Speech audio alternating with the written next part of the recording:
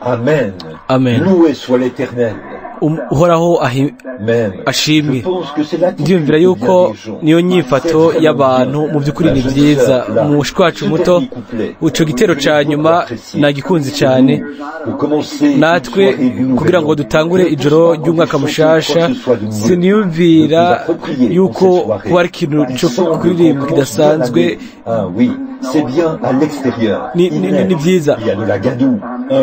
Hanze hari ikirere cyo muri Indiana mwa kino gihe cy'umwaka. Mwebwe abavuye muri Georgia, hano ndabona abava muri Ohio, mwendata Dodge na mushiki wacu Dodge.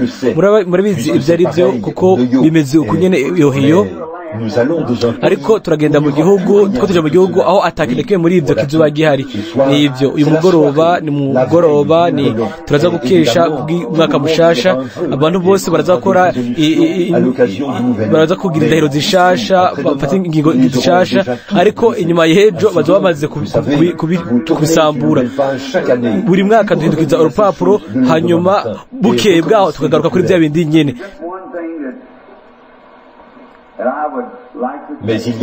Ariko ariho ikintu kimwe ico nashaka kuvuga, nuko intumwa Paulo avuga, twibagira ibintu byo muri kahise, amakosa yanje n'ibindi byose nakoze, nkirukanga ntumbera intumbero y'umuhamagaro wo mwijuru muri Kristo.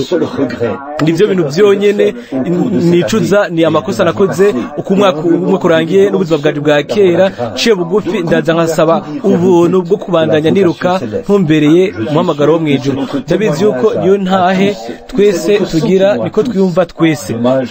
Birababaje yuko iki gihe kibi cabuje abantu koza nahamagaye muri data Neville. Sinarinzi yuko aza kuba ari na hano, hanyuma muri data Scars nawe yaje, nawe ava kure muri Kentucky,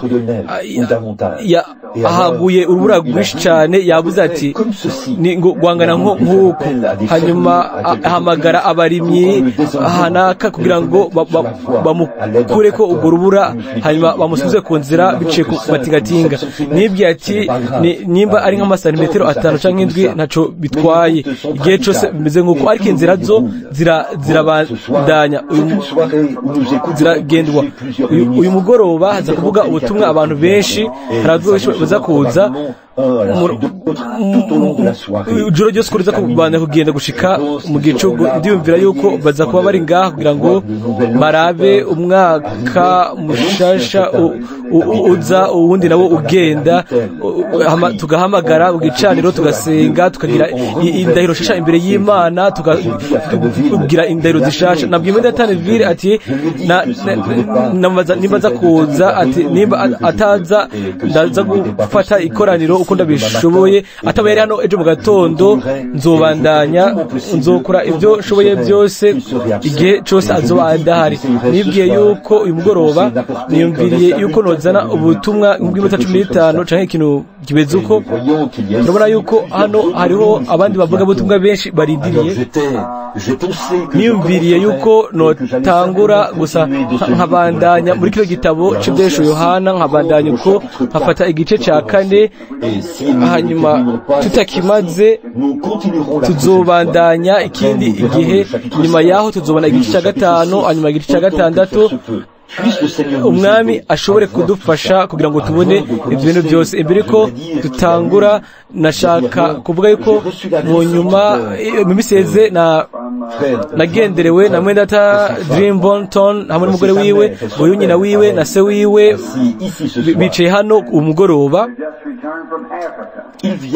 Bavuye muri Afrika aho bagize ibikorane kubwo ugakiza k'ubugingo hamwe n'ibikorane byo gusengera abagwaye. Uyu mugore muto yafashe ikibanza ca nyokuru wiwe. Uwundi mugoroba yagize ikoraniro abanyabyaha baraza ku mwami. Byari byiza. Murabona ingene Imana ifasha abo bakanyi bakiri bato bagumye hano muri Amerika kugira ngo bakora ivuga butumwa. Hanyuma pastor, nimba ari umuntu muri mwebwe ngomba kubwira mwendata Dreamond, ego misose byaba bingora kuvuga neza iryo zina ngaho. Mbega kubera iki?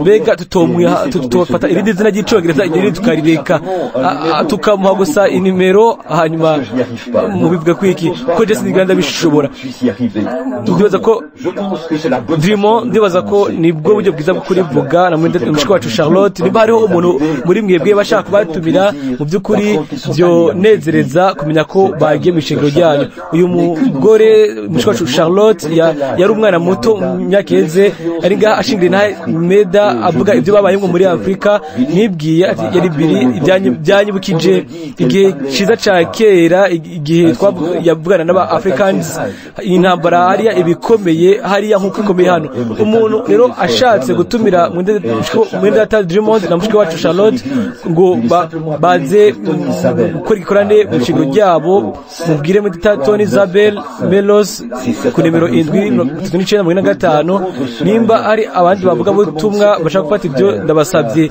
ndababwira yuko umvuga butumwa mwiza umuntu umunyakuri mu mutima akeneye by'ukuri kwemegwa nta kintu kimwe kimusubiza inyuma n'umuhungu ameze neza ndamukunda cyane mu byibuke ni Melrose 739 nimero ndasize agakarata hano kugira ngo na karata ko kugenderera nimutaba mwafashe izo nimero murashobora kuza kugafata hano kugatora hano umwanya wari wose hagati ya bikorane biza kwa ku mugoroba uko rero muraza gufata iyo nimero kugira ngo mumamagare hanyuma no kunze ko bahamagagwa mu mashengero kugira ngo bagire bikorane umuntu abahamagaye kuko bariko baca muri Amerika yose kugira ngo bakore bikorane mbega ico sikintu Afrika yarugisa abavuga bo tumwa hano muri Amerika hano niho tubakeneye hano ni bibi cyane gusumba hariya mbega nibangahe rero banezerewe bagiyeho yuko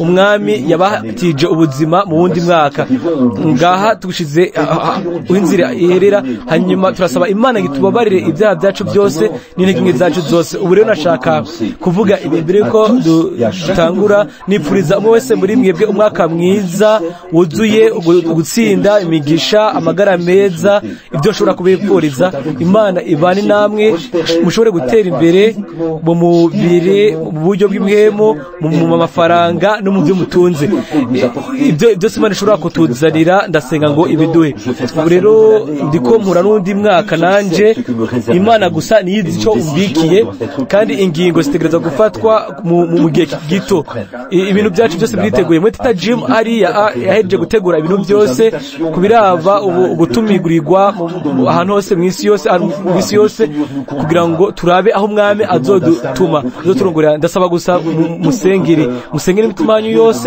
kugira ngo Imana ntindeke ngo nje mu makosa na ibyo nshaka gusa ni kuba umunyakuri mu mutima kandi sinjanwe mu makosa aho rero nagize umwaka mwiza kenshi abantu batahura nabi bakavuga bati mwenda Branham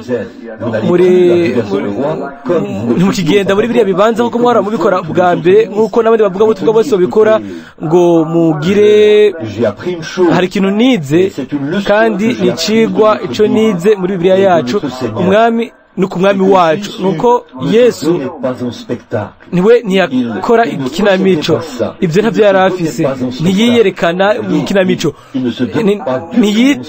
ntiyigira yitanga na rimwe mu ikinamico ndizira ko nabigishwa biwe nabo ntibigira baja mu bintu by'ikinamico ntibigeze batsindwa n'ikujo kuja mu ikinamico ibyo bitwereka yuko ko hari ikintu kibura mu misi yacu kumbure nivyo je nibaza uko ibyo dukora ni hamwe n'ibintu by'induru nyinshi murabizi kuri jewe ibyo biba bisaho menga ni nkinamico gusumba ikintu kibacera maze kubona ibyo umwami ibyo abamwakiriye umwami igihe yaza yari Simewoni nta muntu umwe yarigeze amuvuga ariko we yararindiriye umwami Ana impumyi mu rusengero Yohana Umubatizi mu bugaragwa Yohana yagiye mu bugaragwa afise imyaka 9 ntibasuye kumubona imbere y'imyaka 30 yari mu bugaragwa hanyuma abantu nk'abo abo bizera mu ibanga baciye bugufi bakarindira ukuza k'ubwami. Ntihigeze haba ibintu byo kwamamaza mu makoraniro bikomeye bavuga ngo uyu niyo saha nico gihe ngo babicishe ku mateleviziyo n'ibindi. Abashaka kubikora uko ni byiza kuri bo, ariko kuri jewe ibyo bisa nkaho umenga ntibigaragaza Kristo. Ndabizi ko rimwe bene data biwe bene nyina biwe barambwiye ngo ibyo bitangaza byose ukora kubera iki utaduga hariya i Yerusalemu, tugiye kuri naza Pasika tuza guhamagara umuherezi mukuru Kayafa hamwe n'abari abantu bose kugira ngo babimenye. Ni byiza ko ubikora imbere yabo babone ibyo bikorwa byawe. Hanyuma mbega utumwanya hamwe n'aba barovyi impande y'uruzi, abantu bari hasi kubera ki none utaduga hariya kugira ngo isi yose ikubona. Murabona Yesu yaravuze ngo isaha yanyu yama yashitse, isaha yanje ntirashika. Ego murabona rimwe Yohana umubatizi byanditswe byari byaravuze ukuza kwiwe, hari haravuzwe ngo igihe azoza ni Yesaya yari yaravuze ngo nk'imyaka 712 imbere yuko avuka ngo hazoba ijwi ry'usemerera mu bugaragwa. Aravuga ngo imisozi yose izosimbagika nk'udutama nk'intama, hanyuma ngo amababi azokuba amashi, biri hejuru imisozi iri hejuru izoja hasi, iri hasi idugwe hejuru. Mbega ubwo buhanuzi umeze nk'uko abavuga butwa b'ico gihe myumvira yuko bavuga ko iki bavuga ati orara igihe umuhanuzi akomeye azoza azomenywa n'abantu bose. Imana izokugurura ijuru, imirongo yo mijuru ice bugufi, mukogote w'umuriro umanuke, hanyuma korari y'abamarayika imuherekeze gushika kwese. Igihe yaza yari umuvuga butumwa afise mu maso ze ubwoya, yipfukishije urukoba rw'intama, kumbure ntiyoga kiretse nko mu mezi 2 canke 3 canke 4. Yari hariya mu bugaragwa, arasohoka aja mu vyondo gushika aho bimushika ku mavi, atangura kuvuga ngo nimwihane kuko ubwami bw'Imana buri hafi. Ntiyigeze agenda mu gisagara. Umuntu iyo ashaka kumwumviriza yategerezwa kuza kuri Yorodani kugira ngo amwumvirize abari babishaka. Mbega yakoze iki? Yanyiganyije igihugu, yanyiganyije isi. Kunyiganyiga kurabandanya, abantu ntakire baza. Igihe Yesu yaza ntiyigeze agaragazwa mu bantu b'abanyacubahiro bakomeye, yaje mu biwe, yaje mu bantu bari bamurindiriye. Abo nibo ko kunyiganyiga kwakozeko. Nako bimeze uyu munsi, nk'emu yera aza ku bantu Imana yahamagaye, uko kunyiganyizwa kukaba hagati mu bizera. Hari ibintu bikomeye by'ubwiza, ariko isi nakireke ibiziko. Bavuga yuko ibyo bintu byose bagaragaza ku mateleviziyo, ku maradiyo, ahantu hose, izo nzu zubatswe ku mafaranga y'amamiliyoni menshi, ngo ibyo ni ibintu by'ubwiza. Ubwo n'ubusazi mu maso y'Imana. Imana ntiraba ibyo bintu bikomeye. Ibyo umuntu yitwa ubupfu nibyo Imana yitwa ibihambaye. Ibyo umuntu yitwa ngo birahambaye nibyo Imana yitwa ko ari ubusazi. Byayihimbaye gukiza abariko barahona biciye ku bupfu bw'ibyigishwa. Rero Yohana mbega mwiyumvira ko bamuvuga kwiki ngo hariho umufana umuntu adurumuka ari hariya afise amaso umuhozi w'ubwoya mu bugaragwa, yambaye urukoba rw'intama, nta birato yambaye, ari impande ya Yorodani, hariya niho afise nimero. Mbega ninde yumvise ikintu kimeze nk'uko? Igihe Yesu yaza, Mesiya uyo yavukiye hariya mu ruhongore, mu byatsi, hamwe n'ibitungano byari bimukikije, hamwe bidaciye no mu mategeko, kuko nyina wiwe yari amufise inda imbere yuko yubakana. Rero yavutse bidahuje nuko kubaka kumeze. Ariko ntibari bazi ibyo. Ni nako bimeze ku butumwa bwiza uyu munsi. Ni ubw'ubwiza, kandi ubutumwa bwiza bunyiganyiza gusumba uko bwize kubikora, ariko ni mu masigarira niho habwo kunyiganyizwa. Birabategura. Yaje mu biwe, abiwe ntibamwakira. Yabwiye abigishwa biwe ngo ntimugende mu banyamahanga, ariko mugende mu ntama zazimiye z'Abisirayeli. Mugiye ubakiriye abanyakiriye. Igihe muzokwinjira mu gisagara batabakiriye, mukunkumure inkungugu ku birenge byanyu, mwigire. Ndababwiza ukuri yuko igihugu ca Sodomu na Gomora kizogira agahengekerezo ku munsi w'urubanza gusumba ico gisagara. Kuba baranse abo bagabo, buri gisagara cose cahinduwe umunyota gushika uyu munsi. Abantu babakiriye, cabakiriye kiracakomeye neza, kiracahagaze. Imana irafata igihe kugira ngo yishure, ariko irishura. Ntimuhangayike. Ntanguye ibi sinopfa ntanguye ibyahishwe Yohana. There to sing forever of His saving grace. On the streets of glory, let me lift my voice. Nifuza kumubona, ndamone mu maso, ndirimbe ubuntu bwiwe bwinshi, umubara y'izahabu, nduzijwe, imitwariko iheze, turanamika imitwe yacu dusenge. Ibyumvira, Bibiliya iravuga ngo igihe muhagaze mukora isengesho ryanyu mubanze mubabarire. Ibangaye bafise umutwaro bashaka kumenyesha Imana mu kuduza ikiganza. Imana irabibona, irazi byose kuri ibyo. Data uri mu ijuru, twegereje ukwera kwawe kw'Imana mu izina ry'Umwami Yesu. Iryo zina ryuzuye rihagije ryahawe tanzwe hano mu bantu, iryo miryango yose mu ijuru no mu isi yitwa Yesu. Turagusabye Mwami kugira ngo wakire amashimwe yacu ubwa mbere kubw'uyu mwaka urangiye, mu gihe tuza kuwurangiza kuri uyu mugoroba biciye igikorwa ni mu mashimwe niho turangije no kwiga ijambo ryawe. Turabizi ico bisigura, uko niko Umwami avuga. Mbega ni bingahe twokwandika ku rupapuro ibyo tugushimira? Inshuro nyinshi byagiye biraduca ku ruhande uyu mwaka, mu gihe Satani yashaka guheraheza ubuzima bwacu, mu gihe utari bwaherahezanye natwe. Turabandanya kuja imbere, turizera Mwami yuko twavukiye hano mw'isi no gukurira mw'inosi kugira ngo tukubahe, tugushimagize. Turagusabye Data kugira ngo utubabarire amakosa yacu yose n'ivyaha byose ibyo twakoze mu rugendo rwose, dushobore kwibagira amakosa yacu umugoroba, mu gihe tuvyatura tubihamba mu kiyaga cyo kwibagira, mu izina ry'Umwami Yesu, kugira ngo ntituzosubire kubizura, ariko ubu twirukange tuja ku ntumbero ko umuntu atunganye. Yesu Kristo bitange kuri uyu mugoroba Data, mu gihe abakozi bawe baza gufata ijambo, ushobore gusiga umwe wese muri bo muri mwemu w'ubugingo, bashobore kuvuga ubutumwa gusumba uko byigeze, bazane ubutumwa kwishengero uyu mugoroba. Dukoraniye hano ku mugoroba musi iyo kino gisenge. Turashima Mwami, turashima yuko dushobora kwicara hafi y'umuriro mwiza, tukaba dufise igisenge hejuru y'imitwe yacu. Ibyo dukeneye gusa, kuko ubutunzi bwacu ntiburi hano mw'isi, buri mw'isi izoza. Mana, niho tuvyegeraniriza hariya mw'ijuru. Turizere yuko ibisuma bidashobora kwinjira ngo bimene byibe, kandi yuko atashobora kubyonona, kuko ubutunzi bwacu n'ubugingo budashira. Turagusabye Data kugira ngo dushobore kunezererwa iminsi yose y'ubuzima bwacu bwose. Utugire abakozi beza, udukureho ibibi byose Mwami byo muri kahise, buri umuzi wose w'ububi n'ukurura ubikore mu buzima bwacu, kugira ngo dushobore kuba twuzuye guca bugufi n'ubugwaneza imbere yawe. Ubitange Mwami, umwaka ugiye kuza utubere umwaka wawe ubwiza gusumba uwigeze kuba. Ubitange uyu mugoroba, uduhe ijambo ryawe mu gihe twiteze ubutumwa buza kuva kuri wewe.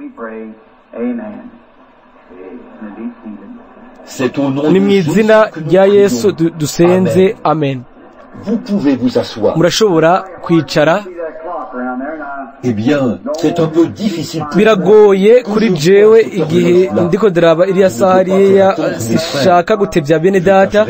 Ndaza guherageza kano gace nihuse cyane, kandi tutagamaze ejo mu gatondo tuzogerageza kubandanya Umwami abishatse. Anyuma mwenda Taneville ataje canke ibindi navyo, Umwami abishatse tuzogerageza kuba hano kugira ngo nkore igikorane cyo dugire amakorano yo kwa Mungu. Aho rero ntimubyibagire, musenge nibwo buryo bwonyene bwo gushikira ahantu hejuru.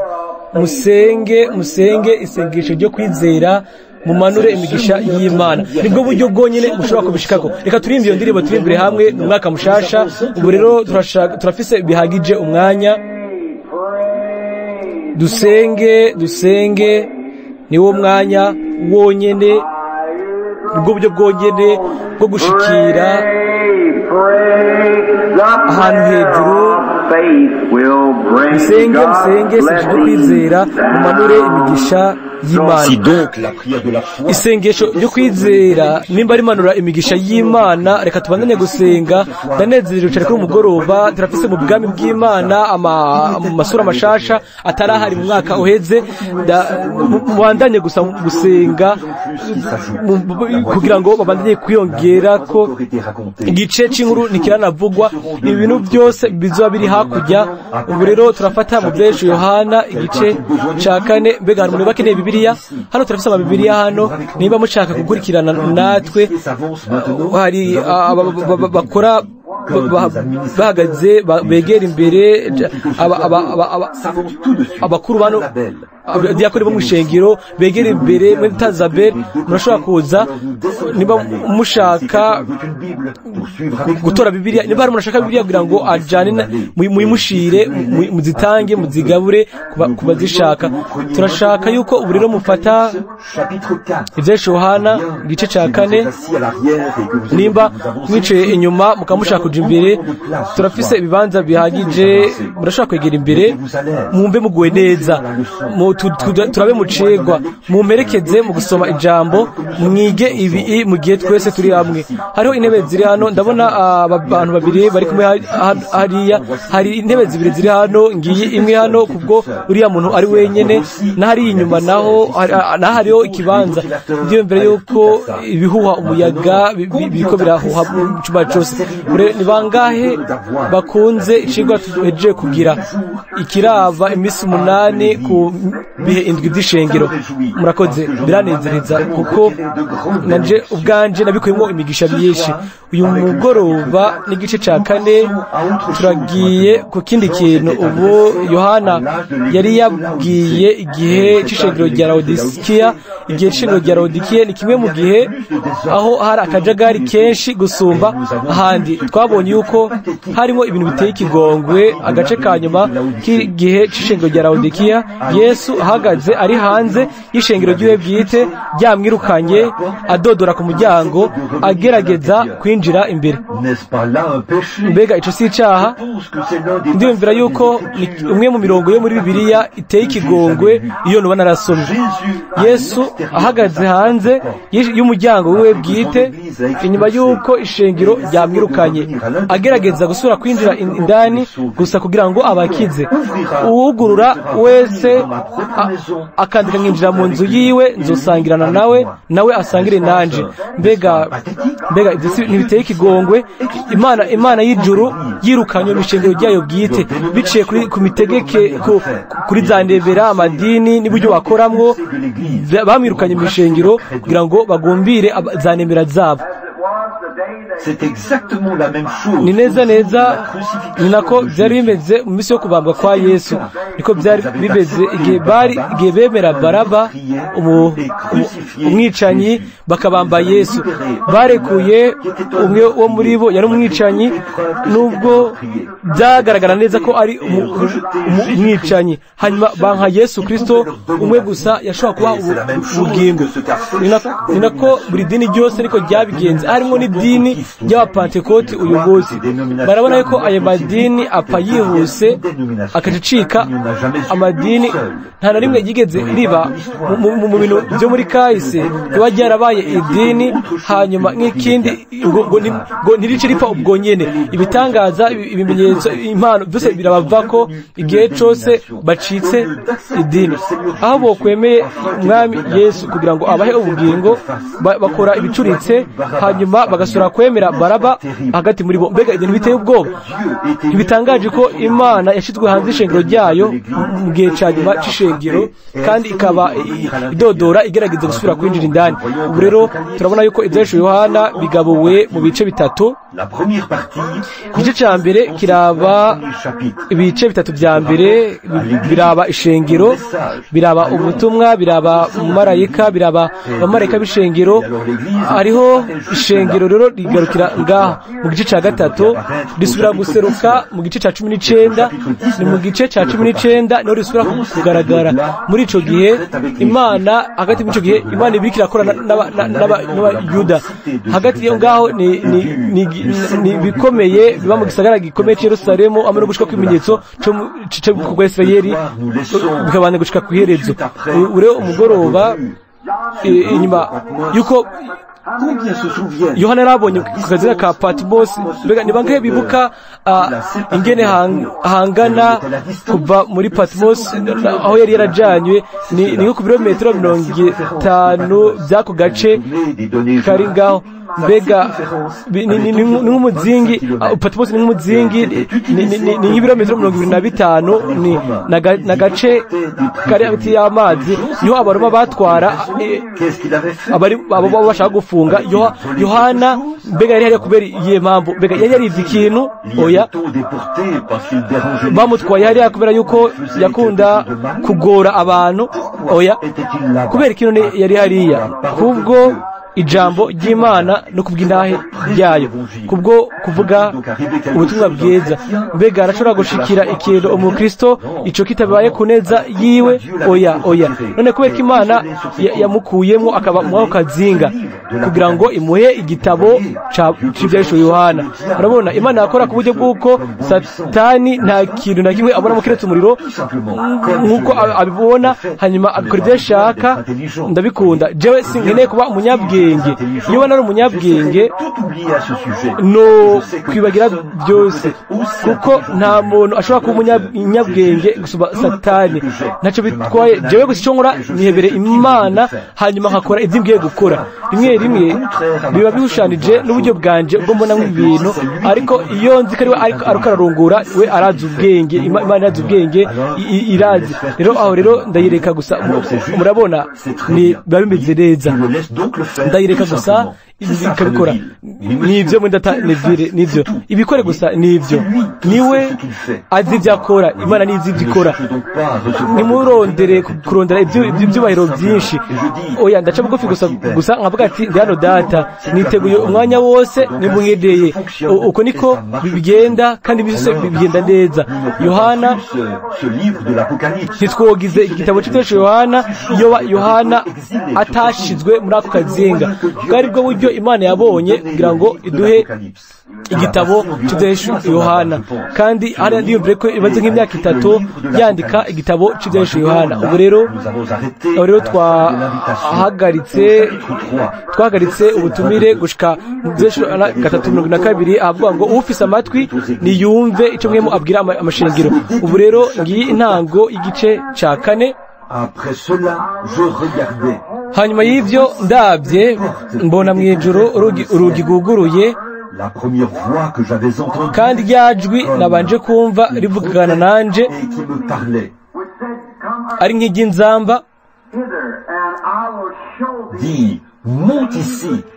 rirambwira riti duga uze hano nkwereke ibikwiye kuzobaho hanyuma turafata umurongo wundi nanditse imirongo myinshi y'ibyanditswe hano igitabo cyose sinzi ngo nigushika hehe ibyo za kubikora umwami aturungure ubu rero murabe ijambo rivuze ngo hanyuma y'ibyo hanyuma y'igihe c'ishengero ibiba rero guhera ngaha n'ibibandanya bifatira biba ku isi inyuma y'izamurwa ry'ishengero murabona inyuma y'izamurwa niko kugaruka ku Bisirayeli aje kubarondera inyuma y'igihe c'ishengero inyuma y'ibihe by'ishengero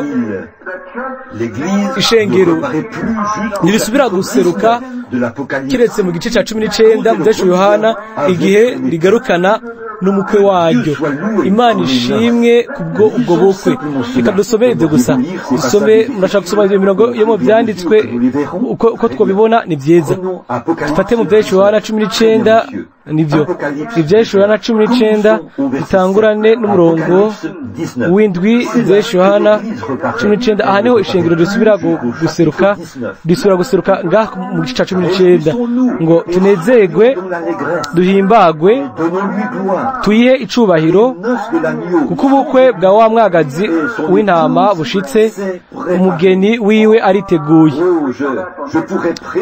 aha novuga ko ubutumwa gushika mu gicugu kandi simvuge ko n'igice cyabyo ni murabi ata mugeni ngo umugeni wiwe yiteguye Charlineri mwebwe mwese nivyo twariko turavuga hariya hamwe na Rodney uwundi munsi igihe Eliya yaterera umutamana wiwe kuri Elisa yamuhaye ikiganza arasora gukurako awumushirako hanyuma arawambara agenda gushikaho yajabukiye Yorodani hanyuma aduga ku musozi hanyuma aduga mu mukogote areka umutamana wiwe urakoroka igihe umukristo igihe abaye akijijwe amaso yiwe abahindukiriye araba Kristo aho rero nawe abafise ikintu cyo gukora ategerezwa kwiyeza akikuraho imigenzo yarafise cyangwa akamenyero gahumanye yarafise tugata hasi ibiturebera byose akitegura ngo umugeni ariteguye ivyo binyibutsa inkuru imwe negerezwa kwibabwira imbere yuko bandanya ni hano mu burengerazuba heze igihe gito heze imyaka myinshi hariho ikigo kinini citwa Armor and Swift Parking Company ivyo bakora baraza bakagura inka bakagura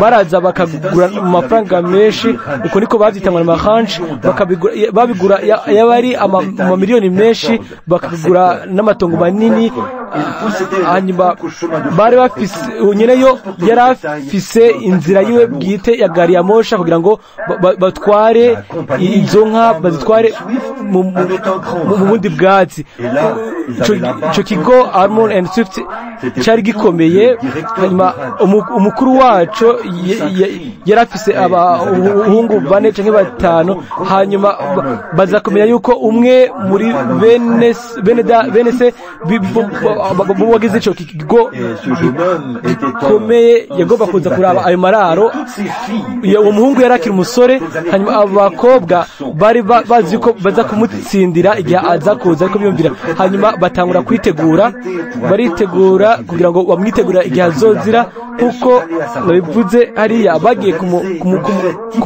kumusanganira bagira umunsi mukuru mu buryo bwabo bwa kera bambaye amakanzu hanyuma nawe yambaye inkofero abakobwa bose bo muri Far West mu wese yaguma yashaka gutsindira uwo muhungu hariho rero agakobwa gatonye nyina we yarapfuye so yarapfuye yari mubyara yarameze nk'umukozi w'abo bantu bose bari ngaho uwo mukobwa niwe yategerezwa kumesa niwe yatangura gutegura kamesa yarafise umuzi yategerezwa guhazwa gusa no kuba arose zishaje igihe rero uwo musore yashika bose baduze mu kogote bagenda aho bashaka kumutegerera hanyuma harabaho bagakubita ifarasi zikiruka zibajana aho uwo mugoroba bakoze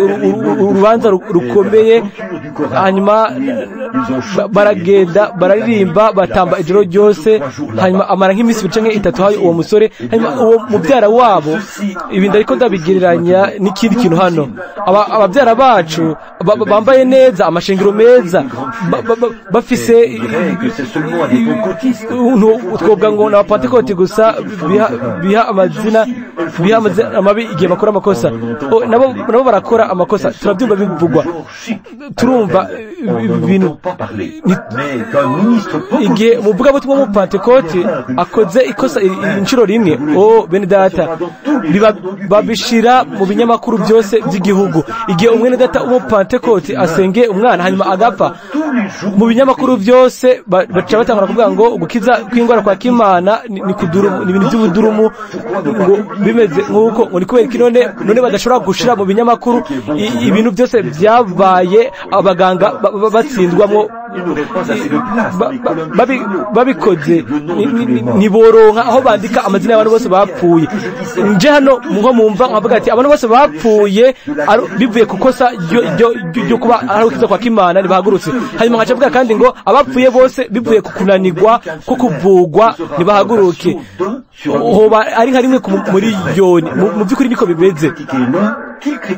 None niba ari bacyoza bimwe bacyoze n'ibindi, ariko abantu benshi abamiliyoni barapfa bariko barafata imiti bongera bana babaga, ariko ibyo twumva byigira bivugwa. Hanyuma igihe umukobwa akiri muto yateza kwitwararika ibyo bintu kuko byose bigoye, hanyuma gukora ko umugoroba umwe igihe barahirije gufungura habaye baratamba, umwe muri babakobwa bari bigize beza, hanyuma ako gakobwa kagakende kambaye ikanzu yako ishaje, nyuma yo gufungura bari hano bo kurira, nyuma yuko kaje kubyoza kagiye nyuma kugira ngo kamene amazi yo koze ivyombo, hanyuma kari hariya kaza gusanga wa musore ahagaze impande aramubwira ati mwiriwe, abwira ko ati mwiriwe. Kari kumva kamaramaye kuko uwo yari umuhungu umukuru w'ico kigo gikomeye. Hanyuma kacikamano ibase kugira ngo ntabone ko yambaye ikanzu itameze neza. Hanyuma karasubira inyuma karaba inyuma arakegera arakabwira ati ntugire ubwoba ngo hari ikintu nashaka kubwira. Uwo mugore aramubwira ati naje hano mfise impamvu imwe, ndiko ndondera umugeni. Hanyuma umugore aravuga ati narondeye hose, avuga ati sinshaka gutwara n'umwe muri bariya bakobwa bariya mu gisagara, shaka umuntu kuri jewe azoba ari umugeni yawe. Aravuga ati mu bantu bose mubonabonye bose we ni we nyine abonye hano, hanyuma nabimenye bibije ku bandi bakozi yuko uri mubyara wabo. Karavuga ati abakobwa ati nibyo mugabo. Umugore aravuga ati hari ikintu nashaka kugusaba, bega urashaka ko twubakana? Nikari kazi ico gukora kari kabarabara kega sisoni, nikari kazi ico kwishura uwo mugabo. Ndashobora kwibaza ico kategereje kwiyumvira ko canke jewe umunyabyaha kera, umuntu atacamaze, umuhungu w'imbore avuga ku mboregwa Yesu Kristo akaza akavuga ngo urashaka kuba wanje, ni gute yoza ku muntu ameze nkanje akavuga ati ndafise inzu mwijuru, mbega ni gute akavuga ngo nzogukiza jewe umugogwa, mbega ni gute byari bishoboka? Ariko yarabikoze. Umukobwa aravuga ati mugabo ati sinkwiriye, jewe sinoshobora kubera umugeni umugabo ameze nkame, kuko ubwo mumenyereye ibintu bikomeye, jewe nta kintu kimwe menyereye kuri ibyo, ndi umukene. Aravuga ati ariko ni wowe natoye. Mbega si byiza? Igihe Yesu yababwira ibyo barabizi yuko ntimwari mubereye kuba abakristo, nta kintu na kimwe mwashobora gukora, ariko gusa yarabatoye. Murabona nibiciye kugira neza kwiwe mu badi ziwe niho yabatoye. Mwese mwe mwamutoye, ahubwo niwe yabatoye. Nibyo umukobwa yaravuze ati, aravuga ati aravuga ati nturabe ku mpuzu zawe, sindiko ndaba impuzu zawe, jewe ndiko ndaba ico wowe uri. Mbega urashaka kubakana nanje? Hanyuma barabyumvikana umwe ku wundi. Hanyuma aravuga ati mu mwaka umwe nzogaruka witegure, wambare impuzu ikanzu y'ubugeni, kuko nzoza ndagutore utware hano nyene, nzogutwara muri Chicago hariya hakurya muri Out Drive. Hanyuma hariya hazoba ari inzu nziza, ntuzosubira gukora ibintu byo kumesa n'ibindi. Igihe ababyara biwe bamenye ibyo baravuze ati wakaguguwe kakagogwa. Urabizi yuko uriya mugabo ntiyariko aravuga abikuye ku mutima. Mbega sibyo bavuga uyu munsi ngo ni gute akakagwi k'abadurumu ng'abantu nk'uko batwita amazina ngo n'abantu bameze nk'uko uwo mugwi umeze nk'uko, ni gute babivuga? Ariko bimeze neza inyuma yuko twakowe na Yesu Kristo, hanyuma tukumva kutwiyumvira mu kudukwa akadukorera kw'ibyaha byacu. Hari ikintu muri twebwe kitubwira ko azoza, umunsi umwe azoza. Umwaka wose uwo mukobwa yarakoze nk'umukozi, aza arabika amafaranga 75 ayo bamuha nko guhembwa yo ku munsi, akabika amafaranga yiwe kugira ngo agure impuzu yiwe y'ubukwe kugira ngo byose bibe byiteguye. Ivyo nivyo byari mu byiyumviro byiwe gusa, kwitegura. Aritegura, yambara impuzu, abavyeyi we bakamutwenga. Hanyuma umunsi uraza aho wategeza gushika, yambara impuzu yiwe y'ubukwe, yari yoze neza yiteguye. Hanyuma abavyeyi we baregera, baraza baravuga ati aka kagugu, ati wowe urabizi ko ntereka aravuga abyibuke ku mutima, ntiyo twara umukobwa ameze nk'uko. Ariko nubwo biri uko, umukobwa we yakomeza kwitegura, ahatangura guteba nyuma ya saa sita. Hanyuma batangura kumucokoza, baramutwenga, we aguma ku muryango arindiriye. Rero aravuga ati mbega yavuze ko azoza ryari?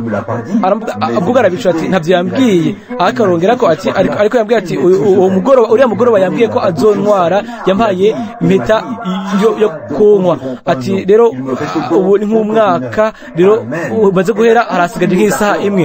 Amen. Abandi ndakurindira ngo hasigaye isaha imwe, iminota 30, iminota 10. Hanyuma bamutwenga, baramucokoza, bamwita amazina yose. Ariko mu nyuma, mu gihe gikwiye, bumvise amakuru dumu ku musenyi, hanyuma amafarasi ariko araza, cari ikindi kintu. Hanyuma uwo mukobwa muto yariko yitegura, aca arasimba, agwa mu biganza by'uwo muhungu. Hanyuma aramujana nk'umugabo wiwe, nk'uko umugeni atwagwa. Bendata, iyi minsi bamwe mu baducokoza batwita ngo twaradurumutse ngo abapentekotiste n'ibindi beze guko, turarindira hasigaye igihe gito. Baravuga ngo nta kintu gitandukanye nuko byigeze biba, ntimuhagarike umutima, hasigaye igihe gito. Kandi igihe aho yasezeranije ko azoza, azoba ari ngaha. Umwe muri iyo minsi tuzoguruka kandi tuzogenda. Muhagarare mwiteguye, mugume mwambaye impuzu yanyu y'ubukwe, mukureho ibintu byose by'ububisha mu mitima yanyu. Mwumvirize ikibivugwa hano ku murongo w'ibyanditswe hano ngo tunezegwe, tuhimbagwe, tuyihe icubahiro, ubukwe bwa wa mwagazi w'intama bushitse, umugeni wiwe ariteguye. Mwabifashe ngo yahawe kwambara impuzu zera nziza zikayangana zitanduye. Izo mpuzu zera nziza nizo bikorwa byo kugororoka by'abera. Imana ishimwe. Umumarayika arambarira ati andika uti hahirwa abatorewe gutaha ubukwe bwa wa mwagazi. Kandi arambarira ateye amajambo n'amajambo y'ukuri y'Imana. Hazoba uguhurira mu bicu mwe muri iyi minsi, mu bugwaneza turi hakurya. Mwe mwiteguye, muhagare mwiteguye, mukure mu mutima wanyu iciyumviro cyose kibi, mugire ukwizera Imana. Ntacyo bitwaye ingene ibintu bisa nkaho menga birijimye, ingene abantu batwenga, ingene bacokoza bakavuga ngo mwarihenze. Nimubandanye gusa muba mukwera kandi mubaho kubw'Imana, mubandanye guca muja imbere. Isaha izoza uko murabona, asubira kugaragara, asubira guseruka hano Yohana 19. Inyuma ngo y'ibyo, inyuma yuko yabonye igihe c'ishengero, ngo inyuma y'icyo gihe ndaraba ngo ubyibuke Yohana aratera ku kazinga ka Patmos. Inyuma yuko yabonye ibihe byose by'ishengero bimuca imbere, Yohana yararabye abona umuryango wuguruye mu ijuru. Umuryango, mbega niwe muryango? Ibyesho Yohana 3:8, Ibyesho Yohana 3:8 ngo ndazi ibikorwa byawe, nshize imbere yawe urugi rwuguruye, ntawe ushobora kugugara. Il est la porte. niwe muryango, niwe muryango. Kristo niwe muryango. Yaravuze muri Yohana 10 ngo ni jewe muryango. Turabona yuko mu misozi umwungere niwe yinjiza intama, hanyuma amaze kuzahara zose akazibona acaryama imbere y'umuryango. Ibingira nishobora kwinjira ritamukanguye, n'intama nishobora gusohoka itamuciye hejuru. Ingene intama zica ziyumva ko ziri mu mutekano, kuko umwungere abaryamye neza imbere y'umuryango. Nowa mu isezerano rya kera yahagarara ku muryango w'ubwato akavuga ati ngomba kubabwira ikintu runaka. Yahagarara ku muryango akavuga, akigisha ukwihana no kugororoka, abantu bakamutwenga. Hanyuma kuri uwo muryango aho yabahagaze nta muntu n'umwe yashobora kwinjira mu bwato kiretse aciye muri uwo muryango umwe nyene. Hariho umuryango umwe mu bwato, hari inzira imwe. Nibyo mwene data, hari inzira imwe ijana mu mubiri wa Kristo. Hari umuryango umwe ujana mu ishengero ry'Imana nzima, kandi uwo muryango ni Yesu. Ni je muryango, ni jewe inzira ijana ku muryango. Ndi inzira, ni je umuryango w'uruhongore. Yarabwiye ishengero ngo nashize imbere yawe umuryango wuguruye, kandi ibyo yabibwiye igihe c'ishengero ry'Abametodiste. Bo barahindukiye bagira idini ngo ariko shize umuryango wuguruye imbere yawe. Aho rero bahawe ukwezwa. Yaravuze ngo nzoshira umuryango wuguruye, bisigura ngo nibwe yera. Twese gute twabatijwe mu mpemu imwe kugira ngo tugire umubiri umwe, ni Kristo. Yashize ubwo butumwa imbere y'ishengero y'Abametodiste, hanyuma babitera umugongo. Bashitse ku kwezwa, hanyuma banka mpemu yera. Murabyibuka? Uwo muryango wuguruye. Mbega twinjira muri Kristo gute? Biciye kuri bwemu umwe. Bwemu umwe niwe bwemu wa Kristo, niko twinjirayo. Atari biciye mu kuramukanya mu kiganza canke kumijegwa kw'amazi, ariko mu mubatizo umwe wa mpemu yera.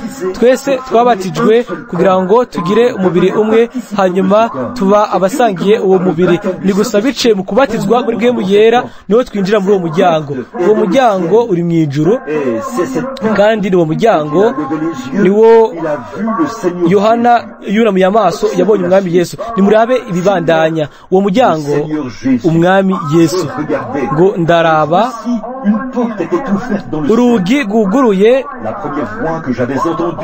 mwijuru, kandi ryajwi nabanje kumva rivugana nanje ari nk'inzamba rirambwira. Yohana ubwa mbere yaraba Patmos, hanyuma ubu naho akarabura amaso. Kubera iki? Yarabonye ikintu ari hano ku isi, ibihe by'ishengero, ibihe indwi by'ishengero gura kunanga gushika kuherezo. Inyuma amaze kubona ibyo bihe by'ishengero, inyuma yuko ibihe by'ishengero byari bimaze guhera, yumvise ijwi, hanyuma araramura amaso araba mu ijuru, abona urugi rwuguruye. Ijwi rya mbere iryari risa n'iryumvikana nk'iry'inzamba nziza. Ibintu byari bihindutse. Yaravuye i Patmos aja mu ijuru. Ijwi ryari ryajwi nyene rimwe ryagendera hagati y'ibitereko amatarandwi ry'izahabu. Ryajwi nyene, ijwi ryari ryahindutse, ariko ijwi ryari rivuye he? Igihe ry'ubu bwa mbere ni bangahe babyibuka? Mu gihe cya mbere c'ishengero ngo inyuma yanje natwawe muri mwemu ku munsi w'umwami. Ibyo Yohana 1:10 ngo yatwawe muri janye muri mwemu. Mushatse kubyandika ni mu byo Yohana 1:10-13 ngo najanywe muri mwemu ku munsi w'umwami. Ngo numva inyuma yanje ijwi rimeze nk'iry'inzamba, nk'iry'amazi menshi asoma. Mpindukiye kuraba, mbona umuntu ahagaze hagati y'itereko amatarandwi cy'izahabu. Inyuma yuko yaramaze kumwereka amabanga y'itereko amatarandwi, hariko inyenyeri indwi, yari afise umushatsi yera, amaso amaguru ameze nk'umuringa, amaso yiwe ameze nk'ay'umuriro. Arabandanya yumva iryo jwi. Nimwumvirize neza, ijwi ryari rivuye mu ijuru. Hanyuma aramura amaso araba, abona urugi rwuguruye. urugi rwuguruye mu ijuru. Ni gute mwinjirayo? Biciye kuri Yesu Kristo.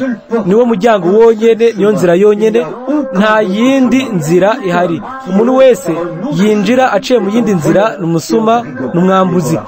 Kandi muri wa mugani wari yaje kugira guja mu bukwe atampuzu z'ubukwe afise, yabonywe nk'utsindwa ateregwa hanze mu mwiza. Hari inzira imwe gusa ijana mu bukwe. Nibaza ko navuze ko ubutumwa ivyo bintu nta gihe giheze, igihe umuntu yaba agomba kurongora mu burasirazuba yarakwiragiza ubutumire wenyine ubwiwe, hanyuma akarondera impuzu z'ubukwe zijanye n'ubukwe wenyine ubwiwe. Hanyuma igihe yahura n'uwo mugabo yicaye ngaho, yicaye ku meza yo gusangira, muribuka nibange bibuka uwo mugani mwese abasoma Bibiliya, yasanze umuntu ku meza atambaye impuzu z'ubukwe. Mbega ivyo bigenda gute? Umukwe abahagaze ku muryango, umuntu wese akaza afise ubutumire bwiwe, nta n'umwe ashobora kuza kuri data kiretse aciye kuri jewe, kandi abo data bose yamaye canke abo bayitumiye baduza kuri jewe. Ngabo bakaza bagaha ubutumire umukwe kugira ngo bobe basa bose. Ngibi rero ibintu vyiza vy'imisengere myiza ya kera yamwe mu yera bituma abantu bose basa, yaba ari umutunzi, yaba ari umukene, yaba ari umukozi, yaba ari uwidegembya, yaba uwirabura cyangwa ari umuzungu, umugabo umugore, bose baba ari umwe muri Yesu Kristo. Kandi umukwe yagaraka ku muryango agasubirana, bakamusubiza ubutumire yabahaye, hanyuma akabaha impuzu z'ubukwe kugira ngo bose babe basa, abatunzi n'abakene. Uko niko tubibona mu bwami bw'Imana. Nta muto, nta mukuru, nta muntu ambaye, nta muntu aciriritse ari hasi, bose baba umwe muri Kristo. Ubu rero mbega kuri bwebwe byagenze gute? Igihe umukwe yaza akasanga hari umuntu ngaho adafise impuzu y'ubukwe, yaramubajije ati, mugenzi wanje, we winjiye hano gute? Ubundi nawe aguma anumye. Ivyo vyagaragaza yuko yari yinjiye mu bundi buryo, ntiyari yaciye ku muryango, yari yinjiye aciye mu idirisha, yari yinjiye aciye mu muryango w'inyuma. Hanyuma we amwita umugenzi, bigaragaza ko yari umunyashengero. Mugenzi wanje, we washitse hano udafise impuzu y'ubukwe. Rero Yesu we yaravuze ubwiwe, aravuga ati, yitwa yahamagaye uwo ku muryango, aravuga ati, muwe amaguru n'amaboko muterere hanze, ahazoba hari amarira no kujyanya isya z'amenyo. Ayo n'amajambo ya Kristo ubwiwe, bamutereye hanze. Rero kuba yuko atarafise impuzu y'ubukwe byagaragaza yuko yari yaciye mu yindi nzira, ntiyari yaciye mu muryango, ntiyari yinjiye aciye mu muryango, yari ngo ahabwe. Iyo yaciye mu muryango yari kuba yahawe impuzu y'ubukwe. Nimwumvirize, nimba rero impuzu y'ubukwe ari ubatizo wa mpwemu yera, ni gute twoshobora kuzanwa ukundi kuntu? Nimba igihe ca mbere c'ishengero ryategetswe guca mu muryango, Yesu Kristo rikabatizwa mu izina rya Yesu Kristo, rigahabwa umubatizo wa mpwemu yera kugira ngo ryambare impuzu y'ubukwe, ni gute tuzokwinjirayo nimba dufashe iyindi nzira? Nimba twinjiye turi nk'abametodiste, ababatiste, abapentekotiste canke irindi dini iryo ari ryo ryose, muzoboha muteregwe hanze mu mwiza. Mutegerezwa kwinjira biciye kuri Yesu Kristo, inzira, urugi, ukuri n'ubugingo. Amen. Ni byiza ryajwi nyene ivyeshuana 21 canke n'ivyeshuana 1:10 gushaka 13. Nagomba kubereka ikintu yuko ijwi yumvise rivugwa, yumvise ryumvikana, ryari yumvikana nk'inzamba. Murazi ngene inzamba ivuga? Inzamba ivuga ijwi rimena amatwi. Mbega bisigura iki inzamba muri Bibiliya? Intambara. Buri gihe iyo mwumvise inzamba yumvikanye, aho ni intambara. Mu gihe ca Bibiliya iyo yumvikana caba ari ikimenyetso c'intambara, ubwishurirwa canke ari ikindi kintu categezwa kuba kigira kibe. Ubu rero nyuma yuko igihe c'ishengero cari kirangiye, byose byari byiteguye, ibintu byose biraba igice ca kane, ngibi byari igihe c'ishengero cari kimaze kurangira, cari kimaze. Mubyibuke ijwi ryamubwira inyuma yiwe mu bitereko baterwa by'izahabu, igikorwa cari kirangiye. Ubu rero iryo jwi nyene ryavuga rivuye mu ijuru. Mbega ibyo byari biki? Yari yamaze gucungura ubwoko bwiwe. Igikorwa ciwe co mu ijuru cari cyamaze, cyo hano ku isi cyari kimaze kurangira.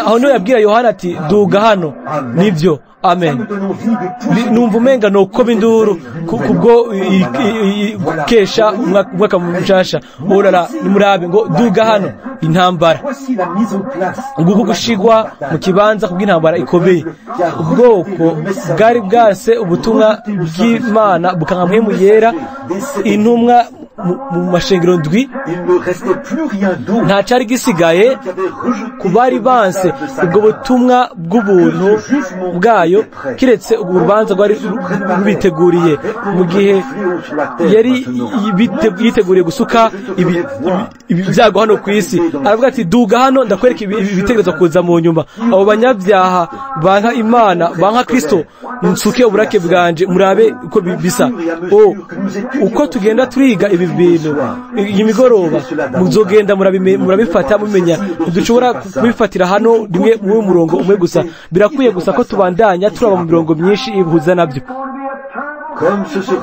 ingene bizoba biteye ubwoba kuri abo bantu igihe inzamba ya nyuma izovugwa hanyuma urugamba rwa nyuma rukaba rumaze kugwanwa ubutumwa bwa nyuma bukaba bwamaze kuvugwa indirimbo ya nyuma ikaba imaze kuririmbwa hanyuma tukaba turi hariya turi imbere ya sentare ya Kristo muzobazwa ati kubera ko mutabikoze kuko nari nabahaye ubuzima muzosabwa gusigura uko mwari muhagaze aho rero hari indirimbo mwari mfite iririmba ngerageza ngo igihe igitabo kinini kizokugururwa igihe uyo yanse ubutumwa azotegerezwa gusigura ko yarahagaze hariro muzorengukanwa nk'uko iki gitabo canditswe muzorengukanwa kandi bazobabaza ngo musigure ko muhagaze rero nivyo guhitamwo ni inyungu yacu mwene data mushiki wanje ni vyacu nk'abana n'abakobwa abahungu n'abakobwa b'Imana nivyo ko twiraba umunsi ku wundi isa ku wundi Paulo yaravuze ngo mpfa buri munsi avuga ngo nimba ndiho si jewe nkiriho ariko ni Kristo aba muri jewe murabona ni mwirabe kuko ni mwigenzure ko nimuzigiye muzohamagarwa ngo muje kwishura hariya mwijuru ngo ni byiza ngo numvise ijwi ribuze kigenzaba mubone neza ibyo Yohana yavuze hano agace ka nyuma k'igice ca mbere ijwi rya mbere ryari rimeze nk'ijwi ry'inzamba iryo ryamvugisha riravuga ngo duga hano duga ndakwereke ibihe by'ishengero bikorekeye ku isi ariko ubuduga ino ugomba kukwereka ikintu kiriko kirabera ino murabona Kristo yari yavuye ku isi muri ico gihe yari yaduze mu bwiza igihe c'ishengero cyari cyamaze kurangira ibyo byagaragaza yuko nk'emu yera yari yaheje igikorwa ciwe hano yari yaduze mu bwiza yasabye rero Yohana kugira ngo aduge amwereke ibigiye gushika ubwo duga hanyuma turabona Yohana igice ca kabiri murabona mwihuse Yohana arongera ko ibi ubwo nyene amen nimba ndiko nitwara nabi nuko niyumva neza Yohana arongera ko ati ako kanya mba muri mwemu igihe mwumvise ijwi ry'Imana ribabwira hari ikintu kiba amen Est-ce que ça s'est produit comme ça pour vous? Mbega namwe niko bibagendera namwe nibyo byanshikiye haheze imyaka 31 kandi sinigeze sura kuba wa wundi nyene gwera ico gihe igihe yavuga ngo nimuze kuri jewe mwebwe mwese abarushe n'abaremerewe nzobaha uburuhukiro byarampinduye Yohana aravuga ngo ako kanya mba muri we mwemu yera ngo et voici il y avait un trône dans le ciel daba hariho kandi mbona intebe iteretse mu ijuru mbona n'uyibyagiye ko Yohana no yari yavuye ku isi Kristo yari yavuye ku isi mu buryo bwa mwemu yera yari yagarutse mu mubiri uyu munsi umubiri uri hano uri ngaho nk'icibutso nk'ikimatsi ariko Kristo yagarutse nko muri mwemu kugira ngo abe muri twebwe ariko igihe yabona igikorwa ciwe kirangiye hano inyuma y'ibihe by'ishengero yari mu ijuru aravuga ngo duga hano ndakwereke ibikurikira inyuma y'ibihe by'ishengero Yohana ntiyashobora kuvugira hariya ati siro kubira hariya duga ino je ndino hejuru duga hamwe nanje amen hanyuma ndakwereke ibitegerezwa kuza inyuma y'ibyo oh la la